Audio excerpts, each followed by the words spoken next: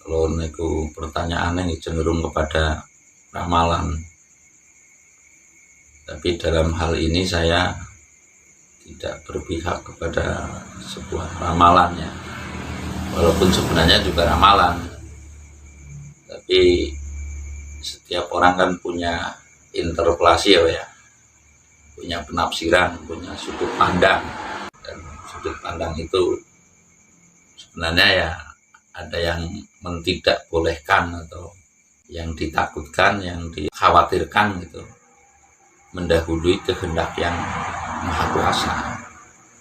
Namun tidak apa-apa karena kita niat itu dalam artian memberikan tanda-tanda atau memberikan sebuah rujukan agar artinya hal yang demikian itu ada baiknya untuk menunjukkan keberhati-hatian, kewaspadaan, lalu yang hasilnya nanti untuk kemaslahatan atau cara anunya itu memayu hayuneng bawono, memayu hayuneng sesomo.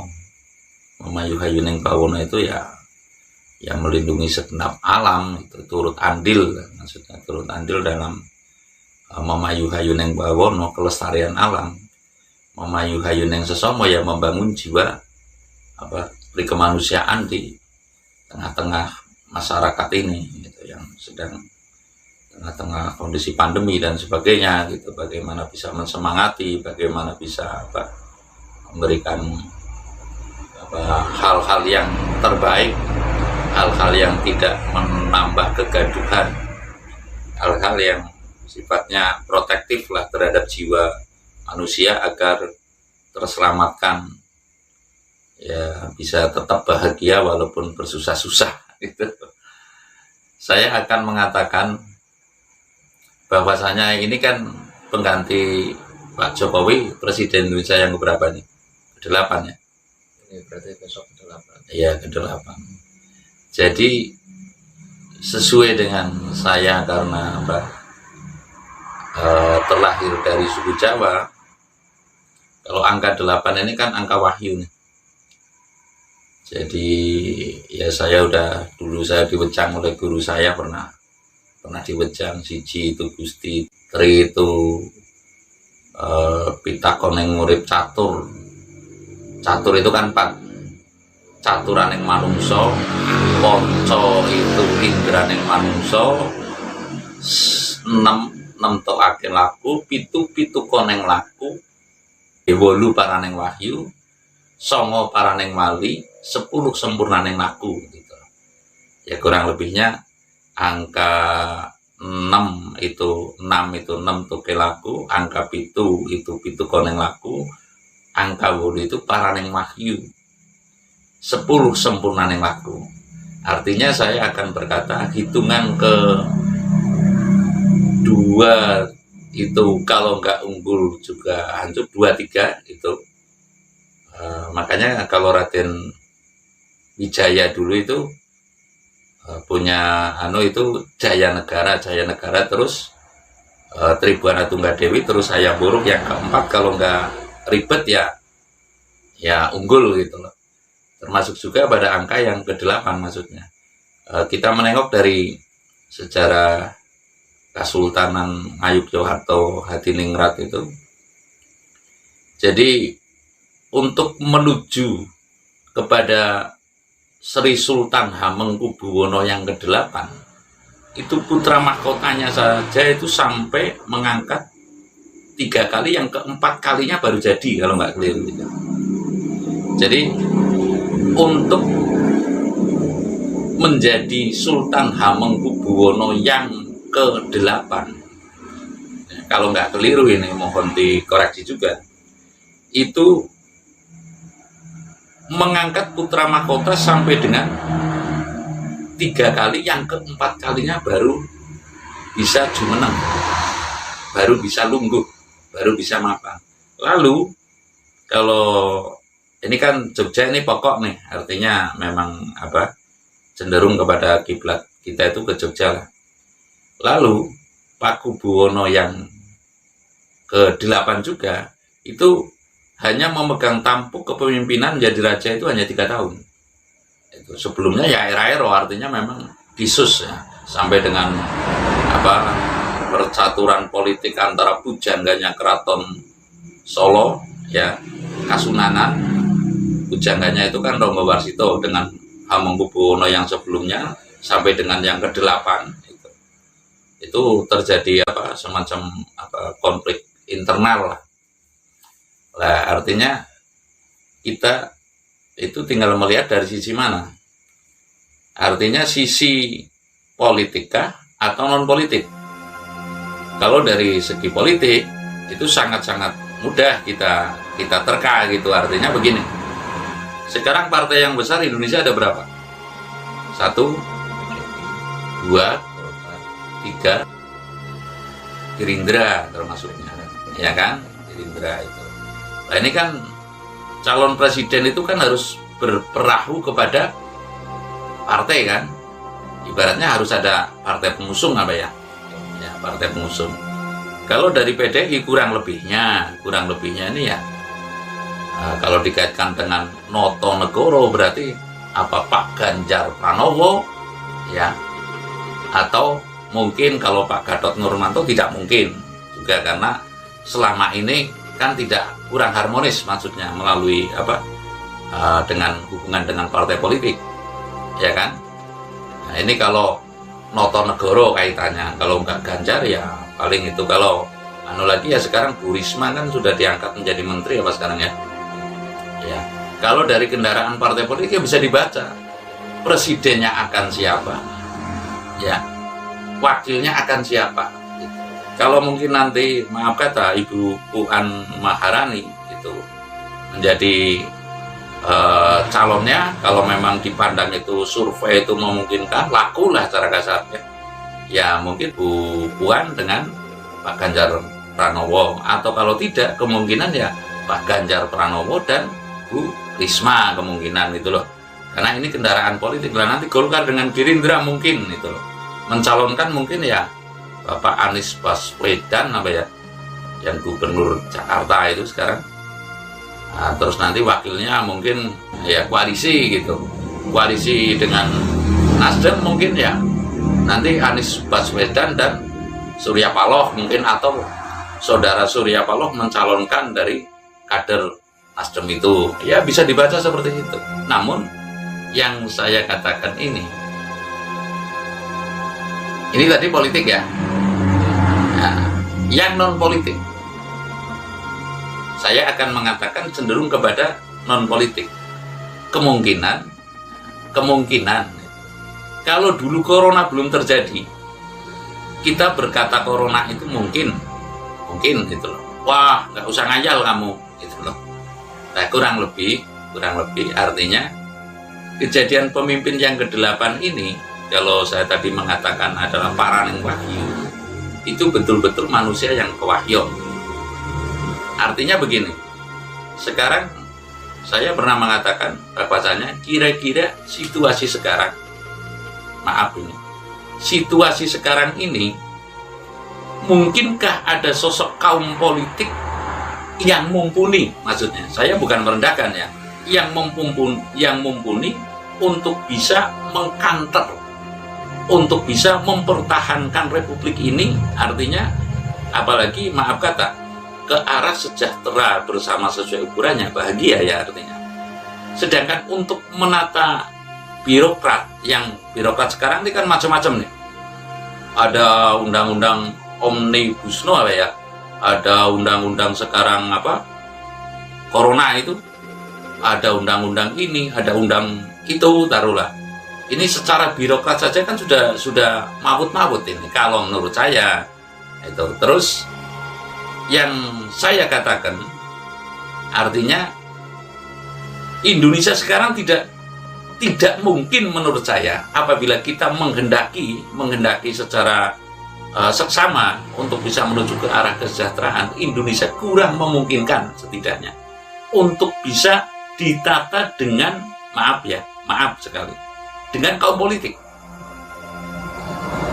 Bukan berarti saya akan membubarkan Indonesia mengajak opini masyarakat maksudnya kepada arah monarki itu bukan. Artinya kemungkinan perlulah ada sebuah undang-undang yang mengarah kepada independen atau pencalonan yang tidak melalui partai maksudnya. Kira-kira mungkin nggak? Tapi kalau sekarang itu kelihatannya sangat susah gitu loh.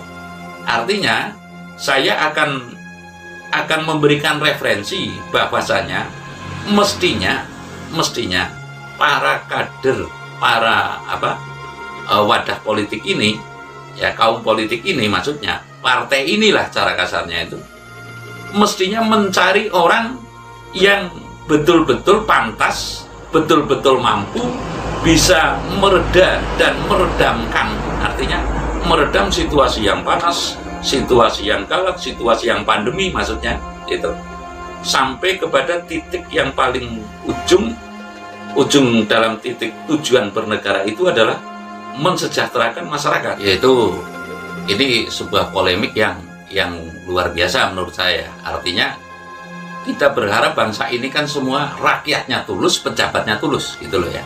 Tapi kalau sudah seperti inilah yang membuat sebuah bangsa ini akan makin hari makin merosot derajatnya, bahkan kalau boleh dibilang makin hari makin bisa menghancurkan bangsa itu sendiri gitu loh. Saya ingin mengatakan maksudnya, bukan saya menggiring opini publik ya. Publik ini harus betul-betul berpikir, publik ini harus betul-betul menghayati, artinya kata hayat yang menjadi panutan. Cukuplah hatimu sebagai penyeimbang dalam perilakumu. Cukuplah hatimu sebagai penimbang dalam penataan dirimu dan bangsamu. Itu loh. Yang saya maksud, artinya saya secara terang-terangan ingin mengatakan bahwasanya pemimpin yang ke-8 ini mestinya pemimpin yang kewahyon, yang tahu alur, yang memimpin negara ini dengan hati, yang memimpin negara ini dengan perasaan. Ya kalau nanti kompetitif, artinya kompetitif itu kan persaingan ya. Di dalam partai, mungkin maaf ini, Bu Risma nanti ada yang ingin lagi di bawahnya kan? Mungkin itu Pak Ganjar, nanti mungkin ada yang ingin lagi kan? Lalu dengan mendesaknya, membuat ewuknya Bu Megawati, ini referensinya dari Bu Mega kan? Ya, kalau Bu Megawati nanti membuat rikuh lagi yang semestinya umpamanya harus kepada si A, lalu jatuh kepada si B, ini yang akan mempercarut maut suasana. Coba sekarang bayangkan, kita mesti harus pakai perasaan. Teruskan saja, kalau kata saya, teruskan saja. Yang namanya pendidikan dan kesehatan ini kan semestinya mencerdaskan kehidupan bangsa ini, ya, tidak boleh terkomersialisasikan. Bahkan saya dulu waktu saya masih SD gitu, membaca orang miskin dan anak telantar dipelihara. Nah, ini kata-kata dipelihara saja menurut saya kurang pas, ya. Diarahkan oleh pemerintah untuk menjadi yang tidak miskin, itu loh. Semestinya seperti itu. Nah, sekarang undang-undang sekarang saya nggak pernah lihat nih. Ya, artinya ini betul-betul harus bisa memenuhi target dari para pendiri bangsa yang anti kapitalis dan imperialis. Nah, tadi artinya ini hubungannya dengan kapital nih, Mas Anam bertanya, ya kan? Hubungannya dengan kapital, kapitalisme yang tanpa perasaan, ya. Kapitalisme yang berperasaan menurut saya yang dicetuskan oleh Bung Hatta, koperasi, ya. Tapi kapitalisme yang membuang perasaan, yang meniadakan atau menyaris tiadakan, ya, atau hampir meniadakan sama sekali perasaan dan hati, ini kapitalisme buta, Mas, yang saya yakin akan menghancurkan bangsa, begitu loh. Kalau boleh saya ngomong, ya taruhlah faktor pengecualian ini dalam peralihan kepemimpinan Pak Jokowi, ya, ke-8 ini, yang ke-8 ini, faktor pengecualian nanti akan sangat berbicara. Sekali lagi saya katakan, faktor pengecualian akan sangat berbicara. Siapa yang menyangka kalau Bung Karno tahun 65 itu masih berpidato, berkobar-kobar, berapi-api di mata dunia, tahun 67 lengser, ya kan? Tidak bisa menghindari Gajah Meto, Cinancang wit cinidogori, patine cineker ayam.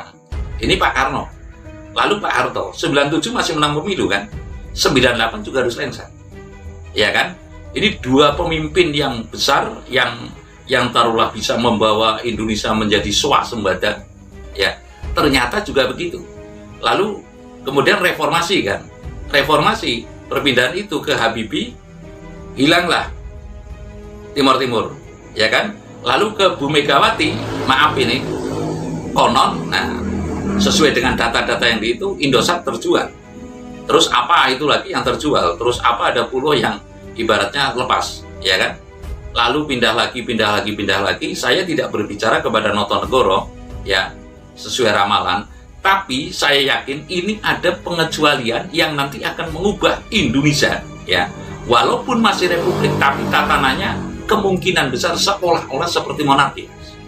Nah, lalu siapa? Ya, siapa ini? Menurut saya, ya, adalah kaum yang tanpa disangka-sangka kesampar kesandung datan wikan jalmo samyo ketambukan udak sinupet sinandi. Artinya saya akan mengatakan kepemimpinan nanti betul-betul manusia yang kewahyon yang bisa meredam bencana, dan apabila tidak hal ini diteruskan, saya yakin maaf beribu-ribu maaf, revolusi alam akan terjadi. Artinya revolusi alam mungkin terjadi gunung-gunung meletus, mungkin terjadi pula cara anunya gempa bumi, tsunami dan sebagainya. Ibaratnya akan terjadi goro-goro, Mas. Perang dunia kemungkinan. Artinya begini, ini polemik Indonesia kan sudah bukan Indonesia lagi, ya. Sudah bukan Indonesia lagi. Ini polemik sudah polemik dunia, taruhlah. Jadi jangan-jangan yang saya maksud ini keprabawan oleh lakune Sang Sutopo kang gayuh wahyu ketentremaning dunia, ya, Nusantara dan bahkan dunia pada umumnya. Ini kemungkinan besar yang saya maksud, kalau terang-terangan lah cara anunya, kemungkinan besar saatnya, karena angka 8 ini adalah angka wahyu, saatnya Satria Piningit nanti muncul untuk memimpin Indonesia ini. Tentang Satria Piningit, ini sepertinya topik berulang yang sering dibahas setiap menjelang pergantian presiden. Karena 2014 Pak Jokowi juga banyak yang mengatakan bahwa dia atau beliau Satria Piningit. Apakah nanti akan ada isu-isu seperti itu lagi atau yang sesungguhnya seperti apa maksud panjenengan? Begini, Mas. Saya pernah membuat konten Satria Piningit tidak bisa dipalsukan. Ya, Satria Piningit ini tidak bisa dipalsukan maksudnya. Siapa saja boleh mengaku Satria Piningit. Tapi pada prakteknya melakukan, emangnya gampang mengaku jadi Satria Piningit? Iya kan? Itu loh. Yang saya maksud Satria Piningit yang sejati. Satria Piningit yang betul-betul cara anunya laku ning ilmu kang nyoto, ya, yang betul-betul sembodo lahir lan batinnya dan membawa konsep baru. Itu artinya begini, banyak manusia yang mengaku Satria Piningit, ujung-ujungnya mencari, maaf kata, harta karun, itu loh, ya. Ujung-ujungnya banyak juga yang mendambakan pencairan dana dari Swiss, gitu loh. Kita harus terbuka. Boleh, saya bukan berarti tidak percaya urusan itu. Bukan berarti tidak percaya, sekali lagi saya mengatakan, bukan berarti tidak percaya. Tapi ini kita ini Satria Piningit harus bisa membuka hijab. Ya, sekali lagi saya katakan, hijab dalam arti hijab lahir dan hijab batin. Hijab dohirnya manusia sekarang kan cenderung dikendalikan oleh logika saja, Mas. Artinya terhijab, terbuka nalarnya, terbuka hatinya untuk bisa andil bagaimana menata Indonesia lebih sejahtera dan makin sejahtera hingga tidak ada yang lebih sejahtera. Pondasinya itu apa? Begitu loh. Yang saya maksud, Satria Piningit ini nggak bisa dipalsukan. Satria Piningit ini tidak bisa dipalsukan. Lalu membuka hijab batin. Hijab batin dalam artian seperti ini, ya.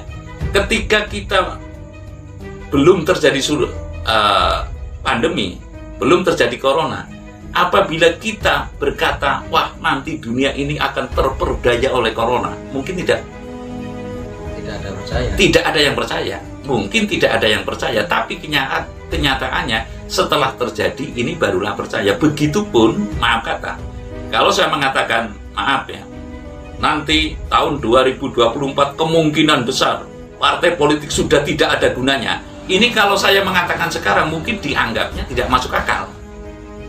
Ya, bisa dipahami nggak ini? Mungkin sekali lagi, nanti tahun 2024-25 partai politik akan bubar, mungkin saya malah kena pasal gitu kan, ya kan?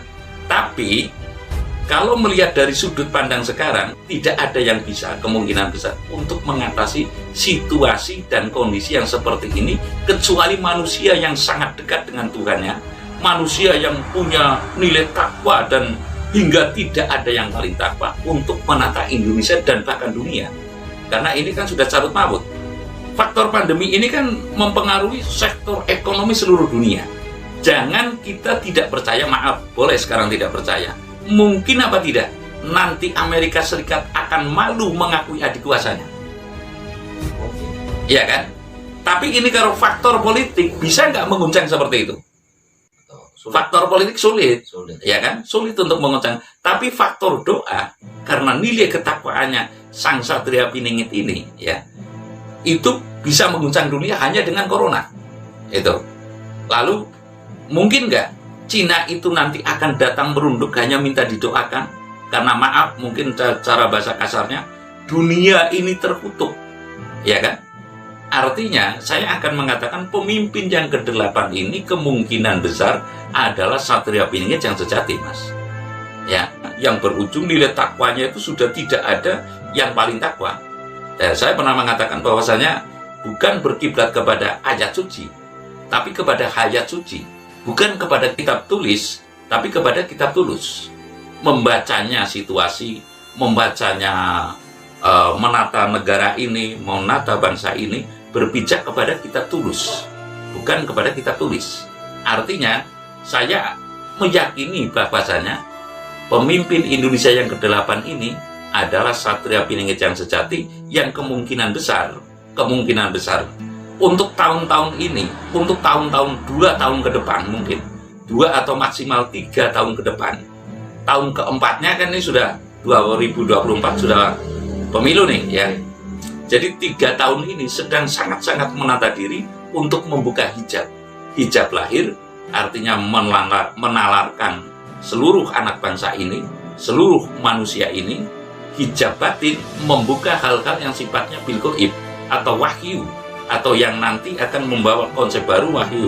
Hijab kata-kata langit lah, membawa konsep baru, menurunkan konsep baru, menurunkan hukum baru yang belum pernah, ya, yang belum pernah terdeklarisir, yang belum pernah terdeklarisasi oleh hukum-hukum sebelumnya.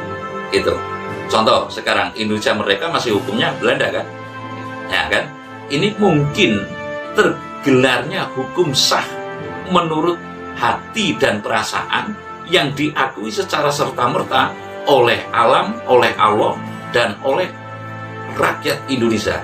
Jadi saya intinya cenderung, ya, bukan mengajak opini ini, saya cenderung bahwasanya meyakini Indonesia ini pemimpin yang ke-8 adalah Satria Piningit yang sejati. Terima kasih.